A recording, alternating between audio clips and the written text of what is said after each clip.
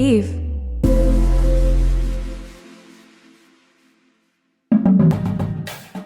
Hey everyone, I'm Courtney Revolution. I'm Savannah Palacio, and welcome to The Homecoming Queens. Every Wednesday on The Homecoming Queens, we will have one of our friends from the reality TV universe so that we can find out what it's like when you come fresh off of a show and have everyone know your name. You can watch every episode of Homecoming Queens podcast on our new YouTube channel, Homecoming Queens Podcast. Rate, review, and subscribe.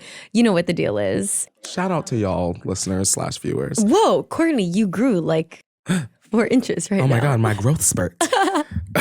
Okay, sorry. Today's guest is Jerrold Smith from the Issa Rae produced reality show Sweet Life Los Angeles. But first, you know me and Savannah have to have our little catch-up kiki. Now, girl, what's going on? Well, Courtney, this weekend we only went to the Netflix open house event. How was that event for you? Girl, listen, any event that's a $75 million mansion event is going to be the event for me. You know, there was an open bar.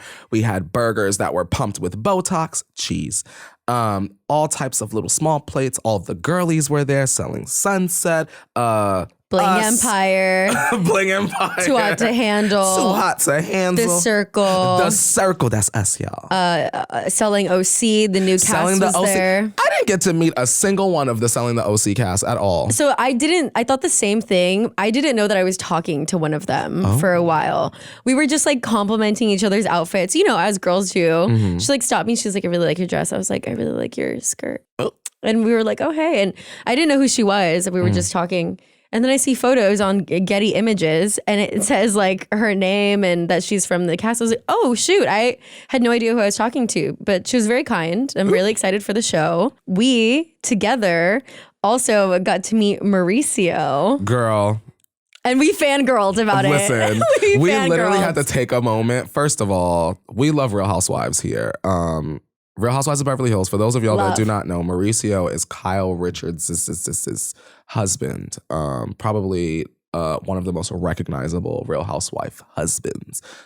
He is like the Real Housewives' daddy. Yeah. He's the daddy. He's our daddy. Arguably, I'm sure fans have their favorite husbands. Mauricio's definitely in my top 3. For sure. For sure. And so as we're in the lobby and we look up and there's Mauricio, it was like, oh my God. And thankfully our picture and our place in our group photo was right at the top, right beside Daddy Mauricio. And he turned around and he looked at me and I looked at him.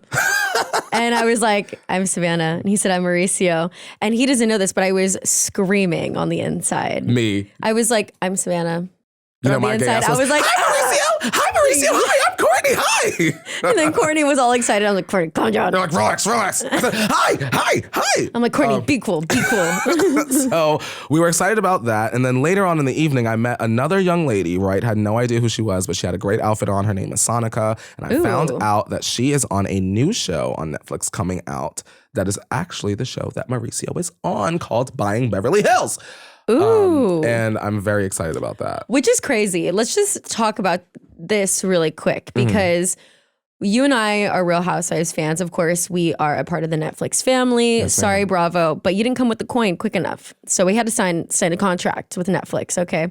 And it's crazy because they clearly did the same thing to Mauricio. I mean, he's going from Bravo to Netflix. Isn't that kind of a crazy jump, like when you think about TV? I look at it as Kyle and Mauricio have sort of like built this legacy on Bravo, but we know that streaming is the future. Yes. At least from where I sit, streaming is the future. So if not Bravo, why not Netflix?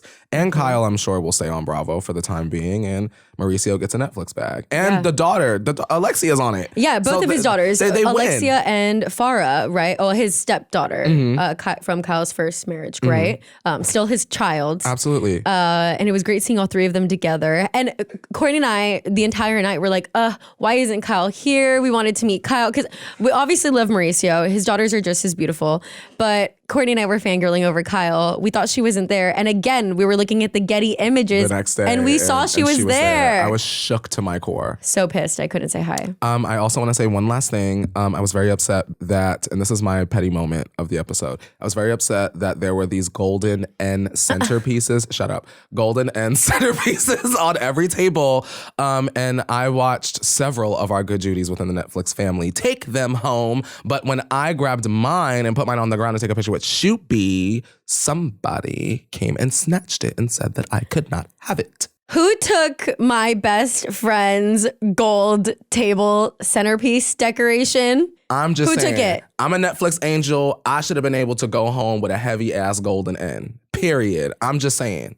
Okay. Y'all need to give me that. Y'all can invoice me that. I know they $700. As you can see, I tussled with the people over it for a minute. Yeah. $700. Yeah, y'all could have invoiced me for that. I need that. I'm amazed that you were so inebriated and you still managed to find one of those things. Absolutely. Inebriated and took several pictures and then went to the chapel with my girl, Chriselle Stouse. Yes, ma'am. Oh, really? Yes, ma'am. Sure did. Okay. Yes, ma'am. We went and we was pop, pop, pop. They played that new Beyonce girl. Did Miss Chriselle change out of that gown and into some low-rise jeans? Sold it. We was up in Miss Chapel, girl. All of a sudden I turned around and the queen walked in. I said, I know you better sell us some sunsets real quick, Miss Chriselle Stouse. And she said, let me pop this pussy real quick. Girl, Beyonce came on. I said, where's my girl, Chriselle? I turned to my left. I turned to my right. Amanda was up on the furniture, bitch. And then Chriselle came on over, bitch. And we fucked it up. Damn. They had to put us out, girl. Damn, that's crazy. I was at Beauty and Essex having dinner. I went to Tao after. And ironically, it was an all-white party. And I was already wearing white, so it was great. But I brought my friend with me, Christina, who was wearing red. So she's like wearing red in this all-white party. Lady in red. And then you know who I saw at my table? Holly Scarfone. Who the fuck is that? From Too Hot to Handle. Oh. She's I don't know. from Love you down. She's from the most recent season of Too Hot to Handle. And that explains why. Bless you, love you down. I did not complete that season. It's okay. Yeah. She was super sweet. She was really nice. I had seen her at the event, but you know as well as I do that at those events, there's so many people. There's like all this music. You're having these photo ops. You need to be here at a certain time, there at a certain time. The bar is open. The bar is open. There's so many things going on. And one more time, who the fuck is that? Never heard of her. It's okay. It's okay. When I think of Too Hot to Handle, I think of Harry, Jowsey, Chase, Chloe, and a few others. Shout out to Melinda. Yeah. But on the back of a milk carton, she's missing. Who's that? Yeah. But she was nice. When I think of Too Hot to Handle, I think about like Harry. Yeah. That's kind of the only person I think about. Now, you know you think about Chase. I never think about Chase. Bye. We love Chase. What the fuck? Harry and Chloe. Why would I be thinking about Chase? Except the other day, I thought about Chase. Good Judy. I thought about Chase because he texted me and it was his birthday. But I'm not like sitting in my bed fiddling my thumbs like, oh, what is Chase doing? No one said that you right were, Savannah. You just said you think I'm not thinking about Chase. Not like that. Viewer, listener, you know what I meant. I'm just saying when it comes to, okay, I mean, I guess, when I think about Too Hot to Handle. When you think of the show and the brand. Right, okay. Francesca, Harry, Chase, Melinda. It's not like 8 of them I'm thinking about. Maybe like 5 or 6. You know? Yeah. Great show. I did meet that Jesus guy from Too Hot to Handle from, I think it was the first season. Really tall. He wears the furred coats and keeps showing up to our events. He keeps showing up to the circle stuff. Yes. I remember I turned around and all I saw was like belly button. I was like, "Whoa, who are you?" And because he's so tall. And then I looked up and I was like, "Oh, hey, Jesus." I was like, "You're Jesus, right?" Clementine, please cut this shit at the open house. Because I think what do you mean? I looked up and I was like, hey, Jesus. Jesus. Yeah, he was like, hey. Yeah, I was like, you're Jesus, I turned around, I was looking at a belly button. Because he's so tall. What are you talking about? Okay, you know what? No, it's just the thought is funny. I wish I could see this man. Y'all probably know him better than I do. Because he's so tall. He's huge. We're with in this a fur hot jacket. Ass bar. Girl, it's summer in LA. They are wasted, girl, at Miss Belmont at the Circle so rap drunk. Party. And here you are in a hot ass fur coat. You not sweating, sis? Oh, he's sweating. Put that picture away.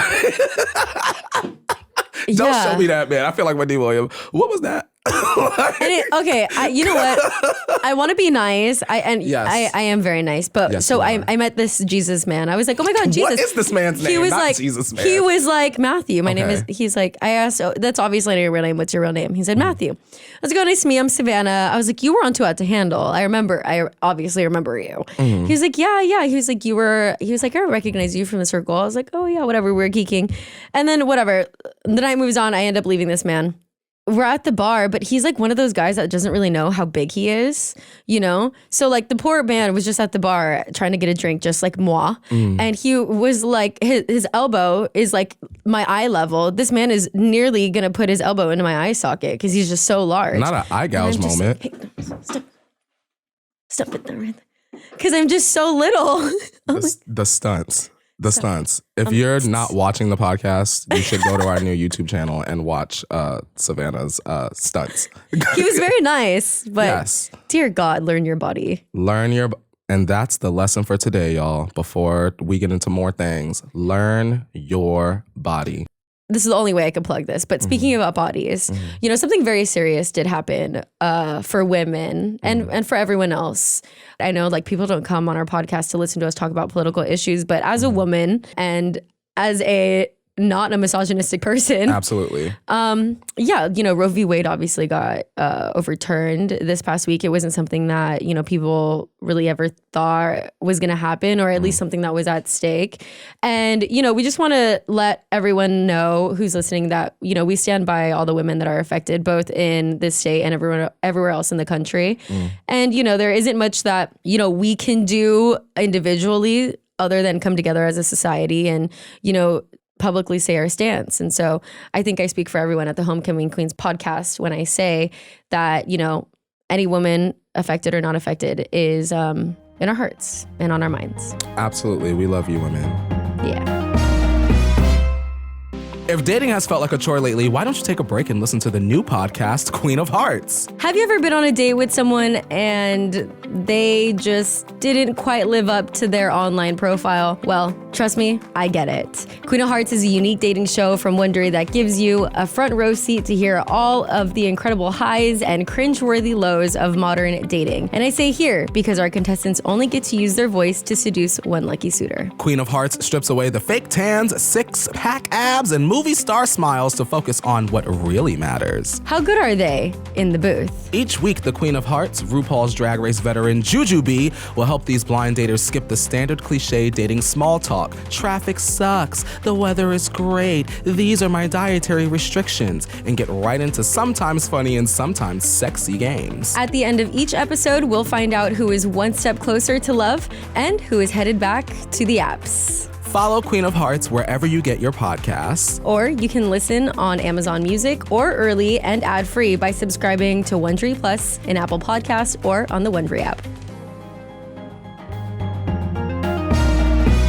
Bring them out. Bring them out. Why was I going to say that? Bring them out. Bring them out. Hey. So annoying. Okay. All right, you guys. We're super excited because life just got a little bit sweeter, and I'm sure our next guest has heard that a lot of times. We're here with Gerald from Sweet Life Los Angeles. Welcome, Gerald. Hey, friends. Hi. Welcome home. Welcome home. Welcome home. You know what's crazy? I wasn't homecoming king. I was prom king. I wasn't homecoming king. I lost prom king and also was very shocked, and it's on DVD. Like our high school put our prom on a DVD, and I lost it. What year was this, Courtney? 2010. Okay. I would love to see your face. I would. Shout out to Vinny Simeone, who snatched the crown from me. Ooh. He kind of has a sexy name, Vinny Simeone. I'm going to be nice. Shout out to the Poconos. Hi, Gerald. Hey, Courtney. Thanks for coming in. Thank you for having me. Welcome home. This is Savannah. Savannah and Hi, I. nice to meet you. Yeah, we just met today. We already have a ton of mutual friends, Yeah. it seems. So, Is it just an LA thing? Is Gerald from here? I'm from from here. Yeah, I was like, I saw his shorts when we first walked in, you know, me in the Laker gear. I was like, and they're corduroy. I was like, those are nice. The taste. Yeah. The fashion Courtney taste. knows I be styling. He knows. Honestly, though, Nice. I love I am good for just a striped graphic tee moment. Chain, Yeah. right? That's very much my aesthetic. Short chain, graphic tee, Shout out to fashion. He's a simple man. I'm a very simple man. I've been learning I got to take a lot more risks now that I'm on TV. I like to step out of my comfort zone a lot. Plus, my fiance is a fashion designer. I'm trying to learn to train myself to say fiance instead of girlfriend. My fiance is a fashion designer, so I gotta make sure that I'm on her level. Yeah, you gotta keep up. You have to match her fly. You can't be looking not cute standing next to her. I'm sure she goes out stunting. Right. Naturally, I'm a 6, but when I put clothes on, I'm like a 9. Stupid. I love that he's a 6, but he dresses well. That's what he just said. I know. I'm trying to get into the juice right off the top.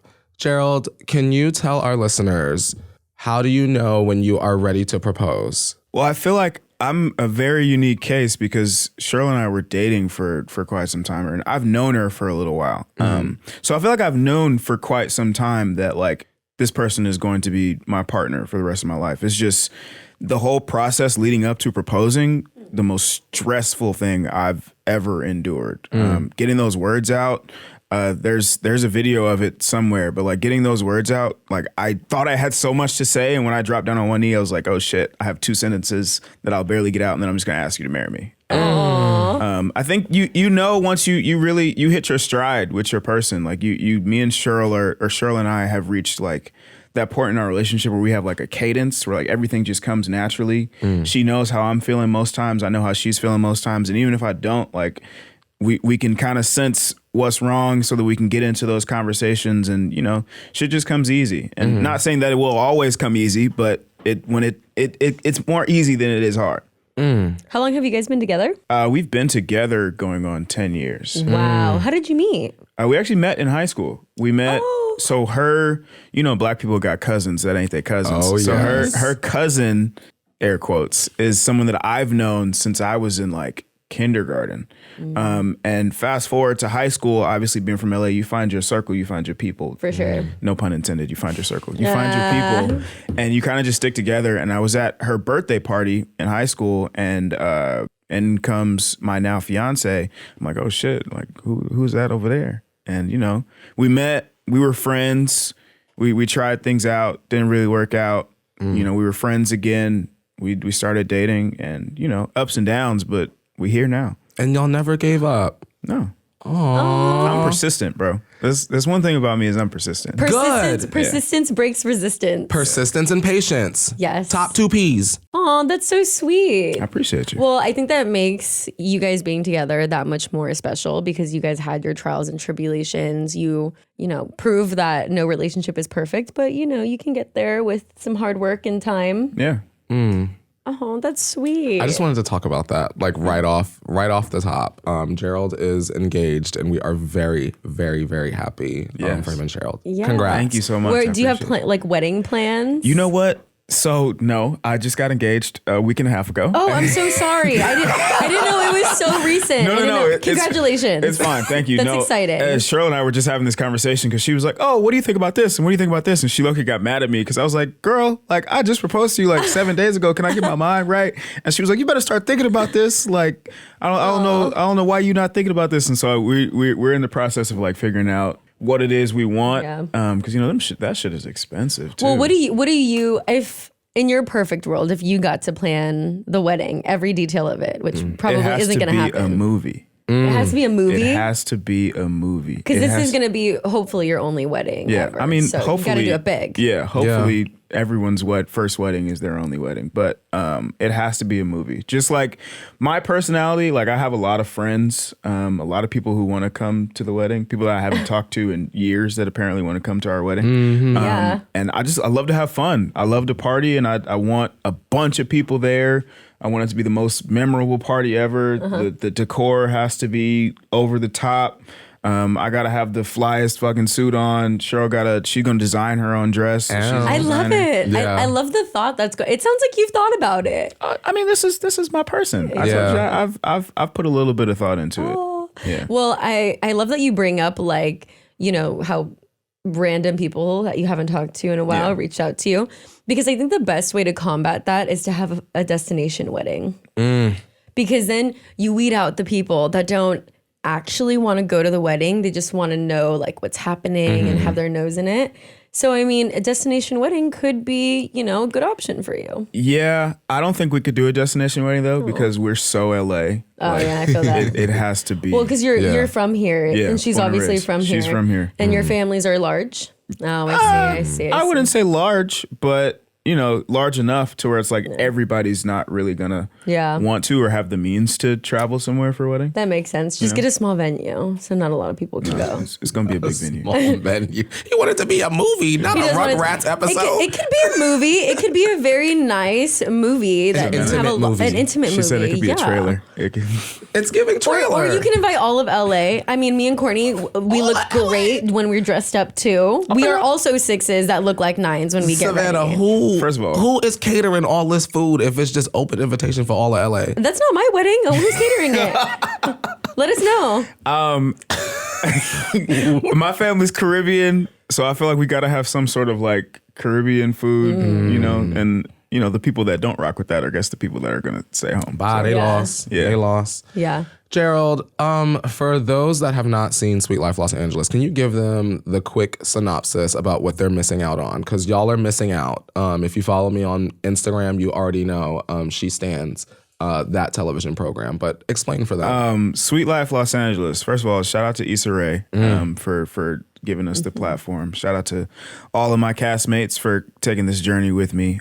Sweet Life LA is the story of a bunch of young Black entrepreneurial individuals born and raised in LA, except for a few, just trying to navigate life, relationships, and figuring our shit out in this not big, but like, you know, the big pond that is this city. Like there's a lot going on, and it's kind of tough sometimes to make sure that you're treading water or keeping your head above water amidst like trying to chase your dreams and everything that kind of the curveballs that life throws at you throughout that process. So that's what it is. It's our journey figuring out life, and we just so happen to be able to do it on TV.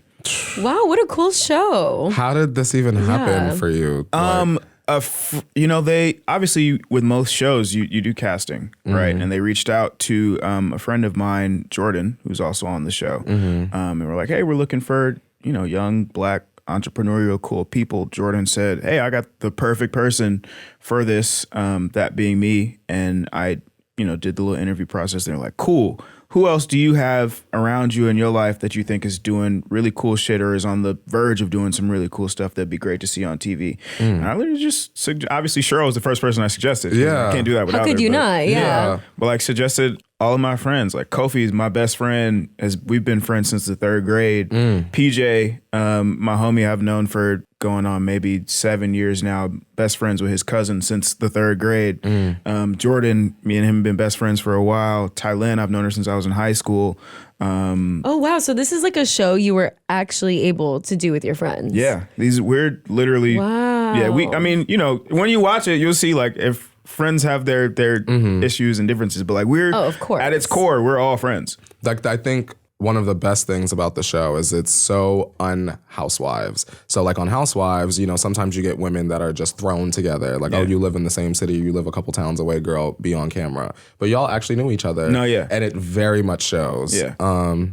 Shout out to the show. Did you know it was an Issa Rae moment when you started the casting process? Did they let you know that? A little bit. Yeah, a little bit? Yeah. I feel like since I work in entertainment, whenever I do like for myself entertainment stuff, everybody's like, "Oh, I can overshare because you understand the process and how this goes." And so I feel like, yeah, it was vaguely communicated, like, "Oh, Issa might be a part of this in some sort of way, shape, or form." And I was like, "All right, that's cool, but you know, this sounds like some shit that I need to be a part of, regardless." Yeah. What was that like meeting her? Did you get to meet her? Yeah. That's auntie. That's auntie. What was it like meeting her for the first time? She is exactly how she comes across on TV in person. Oh, she's love the most loving and funny and comical person. She jokes because if you watch the show, Cheryl's like alter ego is C Nasty. And whenever, like one time we pulled up on her and she greeted us, she was like, "What's up, C Nasty? How you doing?" And Cheryl was like, "I'm doing good." And she was like, "What's up with you, J Regular?" And I was like, "Wow." I was like, but not just like, but you know, like she's like, she makes you feel comfortable in all those spaces. Like she's a person. She's a down to earth person. Yeah. Which, you know, you don't get a lot of those like mega stars who've reached that level. Right. Well, that's awesome. And you guys just got done filming season 2, correct? Yes. Ooh, that's exciting. Listen, I'm ready to put my stand cap back on. Once again, every episode, y'all need to watch Sweet Life Los Angeles. Watch it. Keep watching it. We know you can't say too much, but is there anything that everybody should maybe be expecting or anything we can prepare for? Listen, I feel like what you got out of season 1 was a bunch of friends who got to go through this process together and experience it for the first time, and understanding like how to come off as our authentic selves when being on a reality TV show is a task in itself. And I feel like you can expect a lot of us like still trying to figure out our shit in real life with some cameras there. Like the shit is tough at the end of the day. Like going through all of this with your friends on camera, you can expect a lot of that real rap raw. I love that. I used to read all the time as a kid. Harry Potter and Twilight. I even branched out into some Russian literature in high school with Nabokov and Tolstoy. But adult life has me always on the go, and to be honest, I miss reading. That's why I love Audible. Audible's wide selection of audiobooks means there is something for everyone, from bestsellers and new releases to celebrity memoirs, mysteries and thrillers, motivation, wellness, business, and more. You'll discover exclusive Audible originals from top celebrities, renowned experts, and exciting new voices in audio. As an Audible member, you can choose one title a month to keep from their entire catalog, including the latest bestsellers and new releases. All Audible members get access to a growing selection of audiobooks, Audible originals, and podcasts that are included with membership. Now listen, I'm doing something for my inner child and listening to one of the best young adult novels of 2022, These Deadly Games by Diana Urban. Let Audible help you discover new ways to laugh, be inspired, or entertained. New members can try it free for 30 days. Visit audible.com/homecomingqueens or text homecoming queens to 500-500. That's audible.com/homecomingqueens or text homecoming queens to 500-500 to try Audible free for 30 days. That's audible.com/homecomingqueens.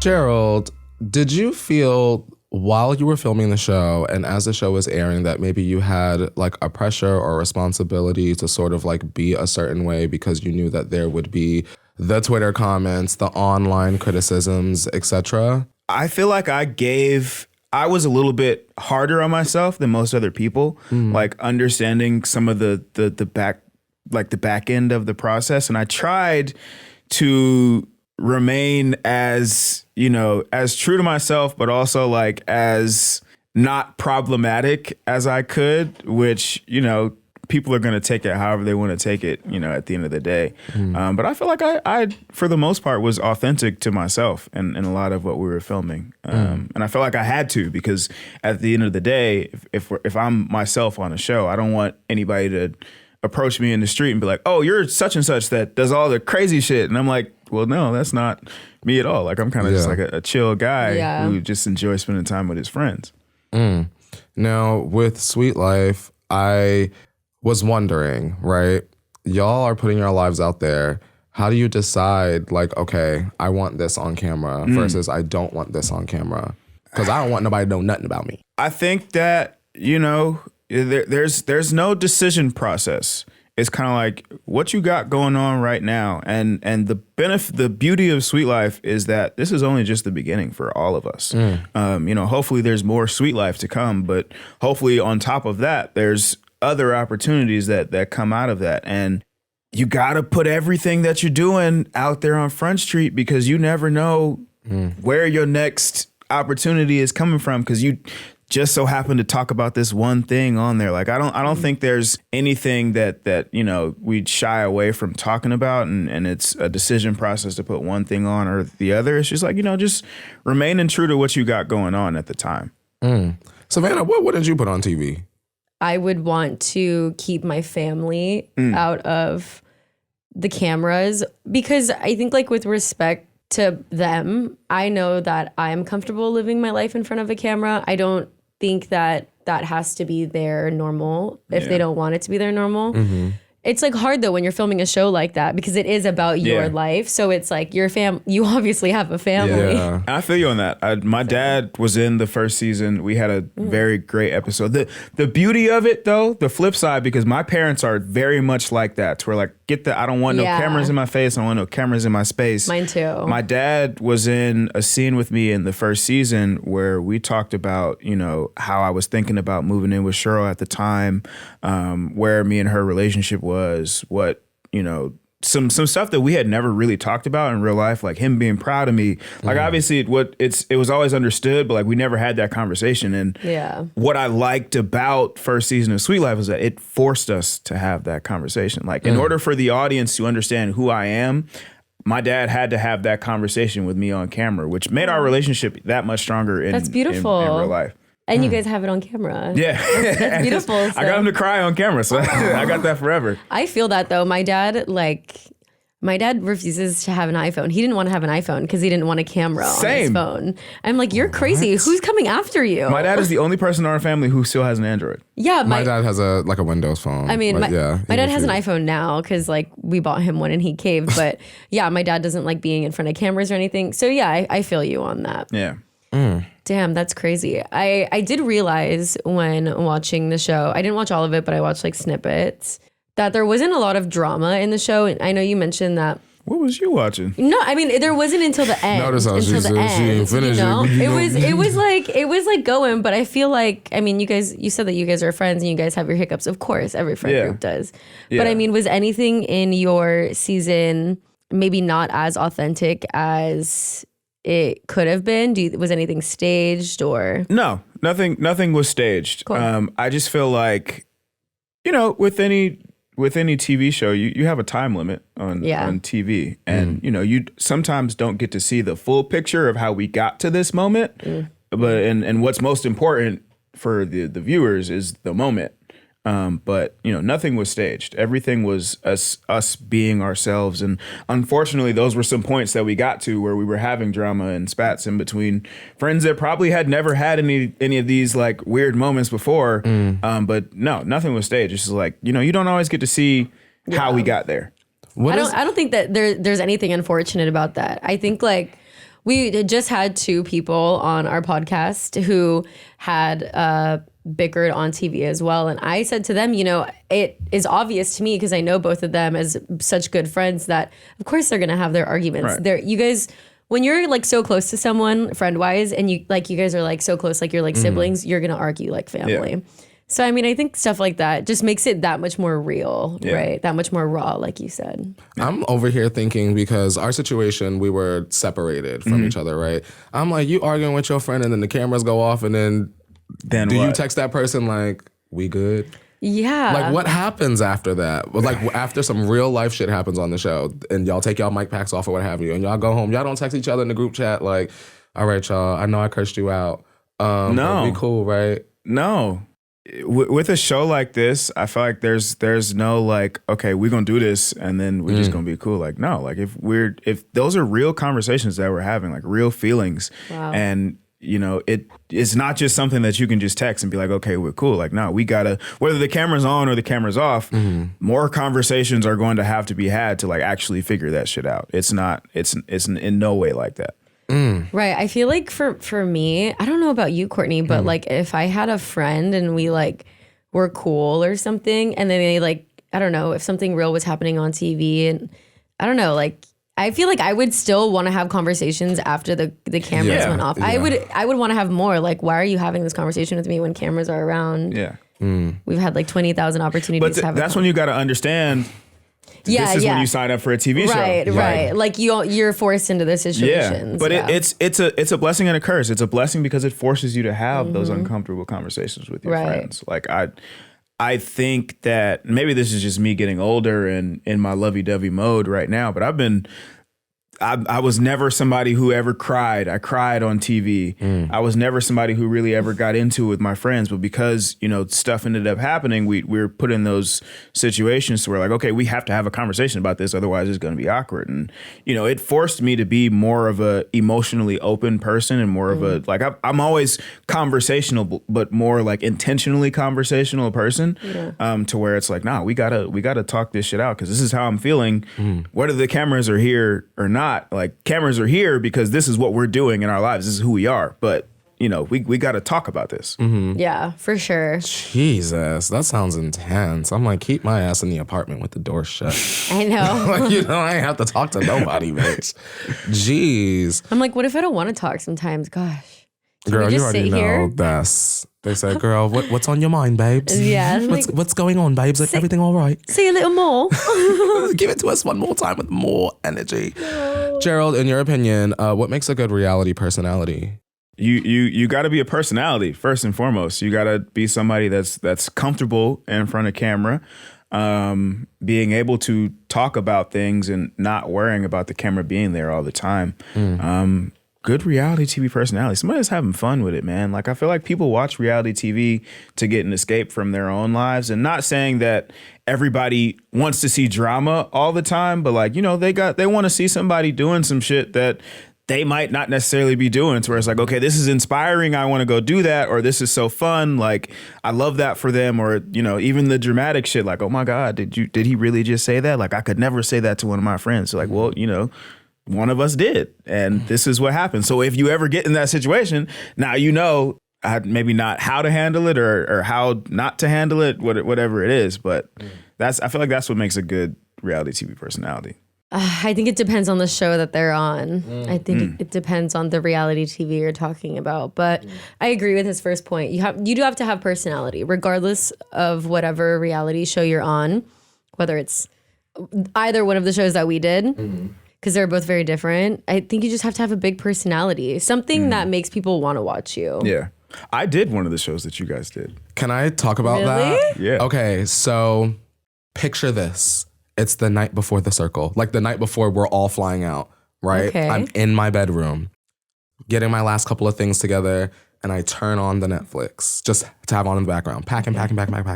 And I see Floor is Lava. Stop. Why I put on Floor is Lava and watched Gerald on Floor is Lava, did the circle, and then the circle came out, and then our friend Eddie was like, he was like, oh, I know Gerald. And I was like, wait, Gerald from Sweet Life, that's on Floor is Lava? No. Yeah. Wow, what a small world. Yeah, I know. Oh my God. Yes. That's crazy. What was your Floor is Lava experience like? Yeah, wait, what That was the most fun. What was your room? Planetarium. Planetarium. It was with the planets and the spaceships. That's season 1 though, right? I think I watched that. Season 2 too, I think. Yeah? I believe so. We didn't watch the whole season. We watched that episode. Yeah, I watched season 1 though. Okay, I'm trying to remember. Season 1, episode 3 is the Mama's Boys. Me, my friend Jordan, who's also in Sweet Life. And I remember this my roommate from college, Lawan. That shit was the most, like being on a show like that is like real bucket list type experience. Yeah, literally. I was like, and I would love to redeem myself because I died. That was one of the most fun experiences I've ever had. Like if they ever decide they want to make like a Floor is Lava water like theme park or some shit like that, listen, I'm in there. I will be there. Like that shit was so fun. That's a great idea, actually. Like an experience type thing. You know how people do escape rooms, like a Floor is Lava. Yeah, that's a great idea. Imagine like they should do that. Netflix is probably going to take that and be like, Netflix will take that, and they will not cut you your check with the Floor is Lava. They're not going to cut no check. You already know I started Netflix Reality Universe, aka the NRU, and now. Ooh. We see it all the time. Ooh. Netflix, run me our money. I want to ask you something. For someone that wants to do reality, what is the kind of advice you would give them to do a good job versus just getting on the show? Because some people think that the job stops. Understand what you're getting yourself into. I feel like there's a moment in time where you're like, oh, okay, like I feel like it'd be great to just have these cameras here and I'll just go about my life and do whatever. And it's like, nah, at the end of the day, you know, there's cameras there for a reason, and you're getting yourself into because you have something interesting to provide to viewers. You know, like I said before, that's not always drama. Sometimes it's drama, but you gotta be on. You gotta provide what the viewers want to see, and you just gotta understand that that's what you're getting yourself into. Like, I really feel like I met, like, my friend Kofi, who's also on Sweet Life, really manifested Sweet Life for us, because when we were in college, we used to talk about all the time. He's like, damn, we doing all this cool shit. Somebody should put us on a TV show. And when we got on a TV show, it was like, well, fuck, like, we can't just be doing the cool shit that we do, because nobody understands why we're doing this or how we got to do this or what this even means for us. So, you gotta be able to, if you're feeling some type of way, obviously they're going to see it on your face in camera, but you got to be able to describe how you're feeling, and for someone else to understand how you're feeling and how you got to this point and what you want to do next and stuff like that. So it's literally like, it's a constant process of figuring yourself out. Yeah. Absolutely. And storytelling. Yeah. How can you best tell your story? Yeah, I definitely feel you. I think like going on TV really helped me best articulate how I was feeling. Because like prior to going on a show and having to watch yourself, I feel like everyone acts different. And then you see yourself after a TV show and you're like, huh. That's how I act. I thought that I was going to look like one of my own YouTube videos. I was like, oh, this is going to be so fun, blah, blah, blah. They said, no, you're a bitch. Yeah, same. I was like, They said, no, you're actually extremely competitive, which I would never describe myself as ever in any galaxy. Really? Ever. I don't give a fuck about anything. You were probably, when your season of The Circle was my favorite season of The Circle. So that's what everyone says. And it's because of us. It's because of us. Courtney was so strategic when I was watching it. I was like, so good. Were you not? You were like, yes, pick up the pieces, right. Courtney. Correct me if I'm wrong. You were like the Joker at one point. I was like, that was a whole curveball that they threw in there. I loved that. Was good. But I was like, dang, like, This man is playing this game. $100,000. I'm Florida, England, not to go home empty-handed. He felt really strongly about a girl he had never really met, right? When you know, you know. When you know, you know. It's the tea. It's the tea. I mean, and you weren't wrong. I was not wrong. Look, we're here. Look at us. We're here. Look at us. I made the right decision, obviously. Thanks. Yeah. Still no cake baked yet. I'm pissed about it, actually. I haven't forgotten. Within the year. How about that? Within the year. Before this podcast turns one? Before this podcast turns one. Okay, fine. Maybe we'll celebrate that. I was going to say till the end of the year, because you said end of the year, but I'll give you until, I know you need more time. I'm always late. There's a cake that's supposed to be baked? Yeah, on the show, I told Savannah if she offered me allegiance, I would bake her a cake in a poem. Oh, I don't remember that. It was all the way in the beginning. Okay. It was all the way in the beginning, and then that's when thank God I spilled everything to him. It really wasn't the cake that sold me, though. It was the 90s R&B. I knew that was going to hook someone in. I said 2000s R&B, and I said T-Pain and the internet dragged me. Gerald, what's the worst thing you've read about yourself online? Yeah. The worst thing that I've read about myself online, I've read that I have commitment issues, even though I've been dating my girlfriend, my fiance, for quite some time, because I didn't want to move in with her or wasn't ready to marry her. The internet said I had commitment issues. Wait, they said that you had commitment issues because you were dating a girl for over 10 years and you didn't want to move in with her? Yeah. Or you were barely moving in with her? Yeah. But you guys had started dating when you were in high school. Listen, so that's what so when we talk about, you know, you get reality TV and you see like me and Cheryl on TV talking about moving in together and we've been together for 10 years. Yeah. What you don't get is the backstory and understanding that we met in high school and went through college and had to figure our own lives out, you know, professionally and, you know. Become adults. You know what I'm saying? Like, people, I almost said the N-word. I don't know if I can say the N-word on this podcast. You can. You can say whatever you want. Well, okay, I don't want to say it now because I'm self-conscious. But people.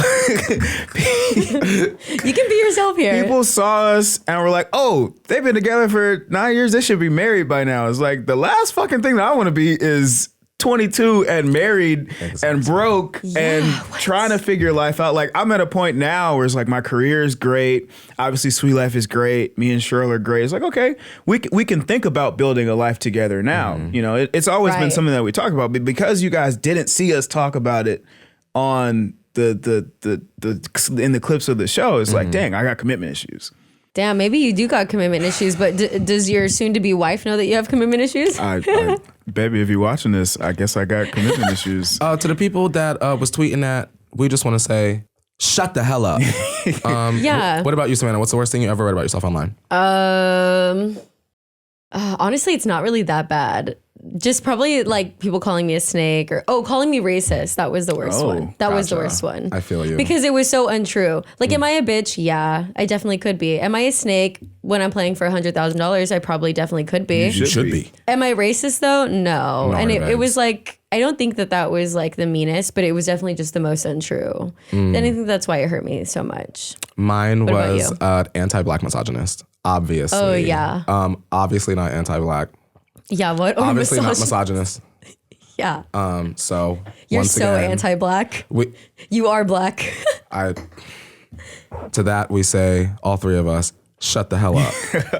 It just really goes to show that like people who watch reality TV just have more hours in the day than we do, right? Yeah. I mean, listen, it's at the end of the day, what I love is that they're watching it. And I learned this from Cheryl because I learned this from Issa. Like I really learned to have fun with, some of the crazy shit that people are saying on Twitter, because at the end of the day, like, they watch the show. And so we got that view, and I appreciate you guys for watching the show. Never somebody else said like, "Oh, this is how you treat the fans of your show." I was like, I mean, this is how y'all treat me on the internet. Like, I'm thanking you for watching the show, but also you got me fucked up at the same time. Like, I'm not just gonna let you have me fucked up. Exactly. But I learned from Issa, just have fun with it. I've learned from Cheryl, none of what these people say on the internet matters.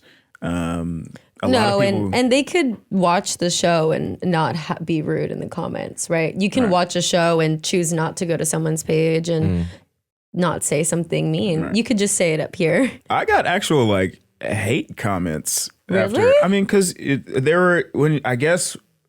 have viewers that take like different sides of people in different situations. They get invested. They get really invested, which is great. Like, I love that. Thank you for being invested in the show. But also understand, these are issues between me and my friends. We're going to hash them out in ways that we know how to hash them out, or going to figure out how to hash it out. I'm not trying to go back and forth with you on the internet over some shit that you know nothing about, really. Say that one more time. How much do they know about it, Gerald? Yeah, say it louder for the people in the back. Zero. Nothing. Absolutely zilch. Nada. Y'all were not there, is what he said. Yeah. Y'all were not there. So and you guys see like enjoy the show. This much of it. Always. Yeah. Always. But again, reiterating, thank you for watching. Just always be kind to people. Like, it literally takes nothing out of your day to be nice to somebody. Like, one of my big storylines on season 1 was how I have like the worst anxiety ever. And Flora's Lava was different because everybody was like, "Oh, I saw you and I saw you die and that shit was funny and it looks so fun." Sweet Life, it was like, "Oh my God, you guys are great." And then it was, "Oh my God, how dare you do X, Y, and Z?" And I'm like, damn, like, well, I wasn't really prepared for all that. And I had to learn to adjust to it in a lot of ways. Right. How do you take care of yourself mentally? Yeah, what do you do to stay sane? I'm a big sleeper. I love a good nap. Same. I play basketball a lot because it really helps to clear my head. I played basketball in college, so it's very natural for me. And I just I like hanging out with my friends because at the end of the day, you find your people who understand you, and that's what matters. And you take on life with them. Oh, that's nice. I also do like something athletic to blow off steam, but during the winter season, I like to go skiing. Oh. Because my phone doesn't work up there, so it's like nice because it's like sometimes you need that like break. Yeah. But basketball is good too. I snowboard. Yes. Same. Ooh, nice. Yeah. And the whole hanging out with your friends, you need that. I remember when we were going through the circle, I was calling Courtney like every day, every morning. And he was like, "Are you good?" Yeah. Or are you alive? Yeah. It would get to a point where I'd wake up and Cheryl would wake up next to me and I'd be looking at Twitter and she'd be like, "Put that shit away." She was like, the only way that shit has power over you is if you continue to give it power over you. Listen, I love that girl, man. Yeah, she sounds amazing for you. She is the best. The best. And it's really good. I think I know we just met, but and I know I don't know her, but I feel really invested in this relationship already. You don't take your ass home and watch this. But I'm gonna watch it fully through. Okay, but I just came here to say that I think the whole experience of you two having to go through this and figure out your relationship, moving in together, and you proposing and all of that. And having to do all of it on camera just makes you guys like that much stronger. Yeah, and absolutely, it's really beautiful because a lot of relationships don't come out on the good side, and it looks like you guys are coming out on the good side. There was no way that this relationship wasn't coming out on the good side. This was Me too. yeah. I'm gonna cry. Jerrold, what's next for your ass? What's next for me? What are you up to? What am I up to? I mean, shit. I'm working right now. So I work in entertainment. I currently work for Will and Jada at their production. Oh, cool. company. I do brand partnerships for them. So continuing the good fight there, doing all that stuff, but also trying to find partnerships for myself. I host a podcast called Basketball Adjacent, talking about my life in and after sports, everybody else that has careers adjacent to basketball and sports, because when I stopped playing basketball was all I had known for so long. I didn't really know how to pivot, how to transition, what to do next. And I found that there's a whole community of people who feel the same way and need to know what's out there, before they make some very life-changing steps of their own. Working on a lot of really good brand partnerships for myself with some of my favorite brands, which is great. And, getting into some scripted stuff too. Nice. I was going to ask, what other shows that are out right now that you could possibly see yourself doing if you were to do any? Like reality? It doesn't matter. I mean, you've already done two very different ones. Would I do the challenge? That's always like my question. I don't know why, but would you do the challenge? Which one is the challenge? You ain't never been on the one on MTV. Gerald, on It used to be Real MTV's Life. The Challenge, where they be jumping off the cliff and battling each other. Oh, shit. It used to be Real World back then. It was like the Real World Road Rules Challenge back in the day. But now it's yeah. just the challenge. Maybe. Yeah? Maybe. You know what I really want to do? What? The fucking Squid Game shit. I was gonna say. I y'all could see you on that. Yeah. I could see him on that. Rich, ring his phone. I really want to do that. Like I'm really into like that shit seems fun. Yeah. 400 people That though. shit seems fun. Okay, And but what would you do with $4.56 million? What would that's you the do? What's question. the first thing? first thing I do is I doing? buy a house for me and Cheryl. Oh, I love Period. I buy a that. house for me and Cheryl. Okay, second thing. I'd give some money to my parents. Love. I'd pay off Period. Cheryl's student loans. Mine too? I'm just kidding. I'm just kidding. I don't have any. Just a subtle flex. And then I'd invest a good chunk of it, man, because your money got to make money. You can't just let it sit there. Yeah. I agree. I'm really big on just like having fun and like doing really cool shit. That's why I said Squid Game. I don't know if I couldn't really do another reality show because I've had so much fun doing Sweet Life with my friends. Like I don't know if I could go to another show with like some random people and it be the same experience. They gonna put you in a house with a whole what I'm saying? Like people you don't know. I don't what know. friendship. I don't know. I feel like that new College Hill show on BET seems fun. They're like Ray J and Nene and Dre. Yeah, I saw and that. Stacey Dash. That looks like so much fun. That seems like fun. Like going back to school. College was some of the best times of my life. I was a big nerd who was also an athlete. So like I moved very freely throughout the campus. Yeah, I mean, just anything fun, really. More Sweet Life. What show do I want to do? More Sweet Life. I want 5 seasons minimum of Sweet Life. Y'all already know how I feel about y'all show. Well, I'm looking forward to all of it. Girl, you can watch it in one afternoon. That's what he was telling me actually the Watch other that shit day. in one afternoon. Yeah. He's like, Girl. you can watch Do it some so laundry quickly. before you know it, girl. This is the last. Are you a episode. big binger though? Like I am. I'm a huge binger, but right now I was rewatching Avatar. Sometimes in between reality shows, if there's like a lot of drama, because I watch like Real Housewives of Beverly Hills and like Selling Sunset, stuff like that. So it's nice to just watch something wholesome and like not real people on the screen. I don't know. For me, it's like if I watch too much of the same, I get like tired of it. Burned out. I get you. Yeah. I'm very big. Like I love binging TV. Like I love a good show with a great plot, like comedy, drama, thriller. If you give a good recommendation, I will finish it in a day.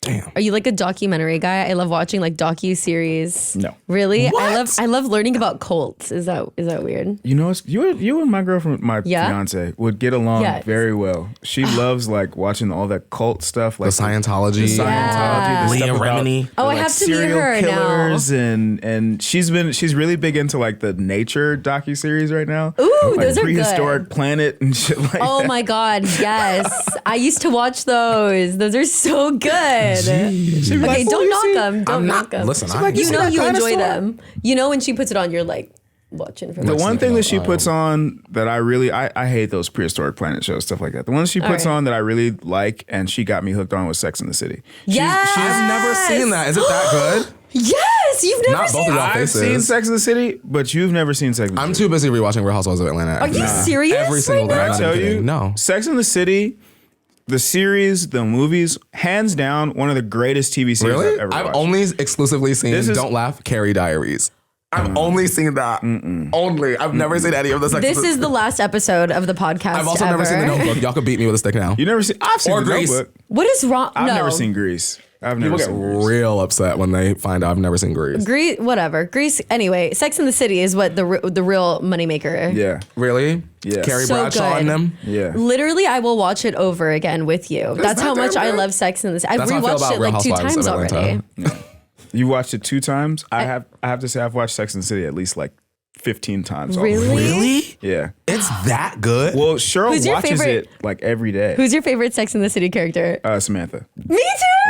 Oh my god. Samantha's Samantha's the best. Yeah, she all about her sex, which is great. Yeah. Because it's what is Sex in the City without the sex? Just the city, and nobody wants to watch it because Right. of that. Right.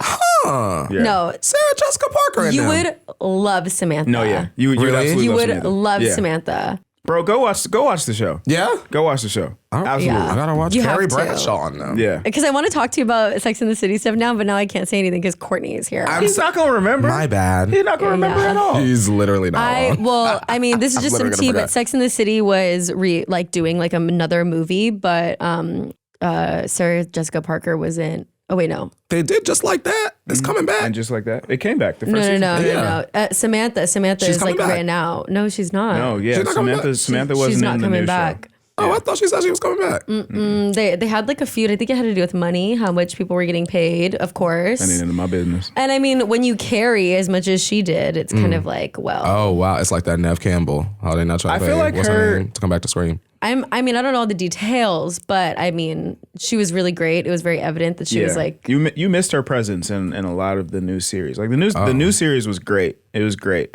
Me and Cheryl watched it. the new series of Sex and the City was great. It was Sex and the City.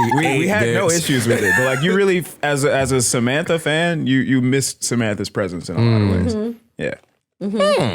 All right. Shit. I love it. I need to watch Miss Carrie and the girls. Yeah.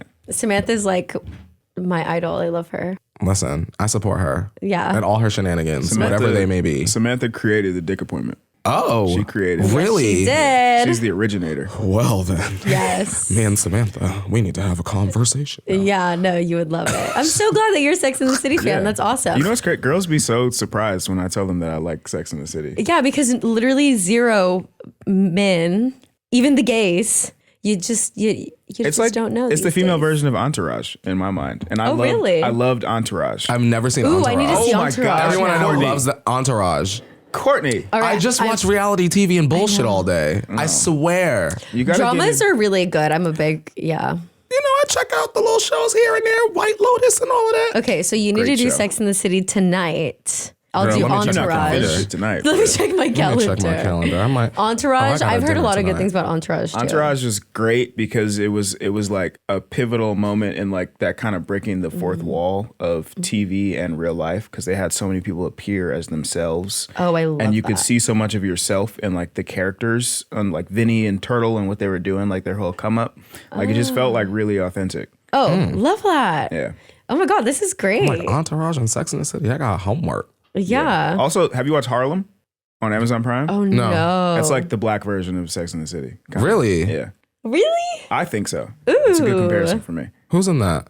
Megan Good. I'm gonna write this down. I literally have seen the show. You've seen the show? I literally have seen the Okay. show. That Tyler Lepley? That ending. Yeah. Yeah. Yeah. Oh wow, I forgot I watched that. That was really good, Gerald. Yeah. So watch Sex in the City. Okay. All right. you will all enjoy right. Sex If and it's the like City. hard, yeah, I'll watch it. Yeah, Megan Good did come back. Because I think I tweeted about it. I was like, Megan Good is back, bitch. I think I tweeted. Why is that always your reference for things? Because that's how I remember everything. That's why I tweet so tweeted It's much. like when you tweet something. Yeah, I literally was in the club tweeting that Vanessa Carlton 1,000 Miles played because I didn't want to forget how I went the fuck off. And I did. And I'm here at work today. Shout out to Chase. Happy birthday. Happy birthday, Chase. Happy birthday, Chase. I'm proud of you for making it on time. Moderation. Everything in moderation. Everything. A little party, a little podcast. Work hard, play hard. Exactly. That's me. Yeah. Work hard, play hard, nap the hardest. Well, Say that. Gerald would agree. I'm Bible. positive about that. Bible. At the end of every podcast episode, we like to play a little game called Kiss, Marry, Avoid. So the 3 options we have for you are Brianna, Miami, and Kofi. He said, oh. I'd marry Kofi. Me and Kofi are like the same person, and we would get along very, very well. I'm very comfortable with my masculinity too, so I'd marry the bro. I can tell you watch Sex in the City. I think it's great. Yeah, all the men around should take notes. My fiance bad. My homies is cool. I'd marry the bro. So I'd marry Kofi. I'd kiss Brianna, and I'd avoid Miami. All right, you heard it here first. I just want to say, don't react. I just want to say, we need more Miami in season 2 of Sweet Life Los Angeles. I do not know if we're going to see her. Gerald has not told me anything, but as a fan of the show, I don't know. I just want to see more of her because, not a spoiler, she brought good mess. I'll leave it at that. Another thing, you talk about like being friends. I've known Miami since I was in high school. Like really, these are like everyone that you saw on the show. Like these are all they're your people. All my people. These like that's what I love about Sweet Life is us. That. It really is. It's us. Real. Yeah. That's incredible. Me and my friends would be an absolute atrocity. Yes, I am. Imagine my birthday table and we all had a show. Jesus Christ. The drams. Literally. Oh, Lord. Jesus Christ. I would probably marry Brie because I would always be moisturized. Right? That's one of the options. Buttered. You wouldn't be moisturized. You'd be buttered. I would be buttered. Buttered by Brie. Make sure y'all get more Go of that. cop some butter by Brie, dog. That's my girl. I would probably kiss Kofi just because I feel like he's funny. So I would kiss a funny guy. And I would avoid Miami because she would drag me. I'd live for it. But she would drag me and get me involved in good mess. Yes. But shout out to all 3 making requests. And more buttered by Brie also. Loved her on season 1. Yeah. More dates, more business opportunities for her, and more good outfits. What you want to see out of me in season 2? I'm curious. Gerald, you give. I give. You give. Okay. You just need to be yourself. Okay. I just want more of certain aspects of the show. You and Cheryl, to me, are like center peach holders. Making a Real Housewives. To me, but I wanted more something else from the others. I wanted more Kofi for sure. Reactions, we need more of that. More Brie, period. I don't care if she goes on 50 flop dates. I want to see every flop date because I just enjoy seeing her date men and like her commentary in the interviews. You get what I'm saying? Thailand, more events. I want to see her business blow up even more because we're on season 2 now, so everything has to get bigger and bigger and bigger. And Jordan's doing like pop-ups all over, right? Yeah. Hopefully y'all are filming those. We need more of that as well. Thank you. And I'll be watching regardless. He said, I only have a couple suggestions. He went through every single aspect of the show and said, these are my cliff notes. I'm just saying. These are my thoroughly enjoyed it. Thoroughly enjoyed season 1. Okay, yeah, same. Absolutely same for me. I think I'm just going to keep it all the same because Miami seems a little controversial and I don't know if that's like a tussle I want to get into right now. She'll snatch your hair. I believe it. I'm like, good thing this is all real. Gerald, thank you so much for coming by the podcast and being so cool, so fun to talk to, and for opening yourself up. It was great getting to know you today. Thank you guys for having me. Of course. I asked Courtney. I make best friends fast. We best friends now. We're basically gang. family. We're gang. We're cousins. Yeah, we're cousins. I thought we were cousins.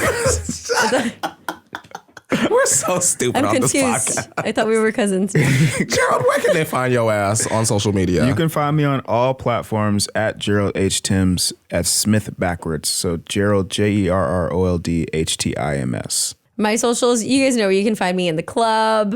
No, I'm just kidding. At Sav Palacio, anywhere online. You can find me at Court Revolution on TikTok and Twitter and Courtney Revolution on Instagram. And make sure you follow the Homecoming Queens on social media as well. Homecoming Queens Pod on TikTok and Instagram as well. We also have a new YouTube channel, so you can watch every episode of the Homecoming Queens podcast on that YouTube channel, also titled Homecoming Queens Podcast. Rate, review, and subscribe. You know the deal. Love you guys. Bye. Bye.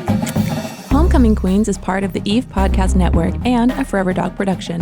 Executive producer, Tracy Soren. Engineer, producer, and editor, Clementine Yost. Theme song by Will Pitts. Cover photo by Stephanie Saias. Forever Dog Productions is Joe Cilio, Alex Ramsey, and Brett Boham.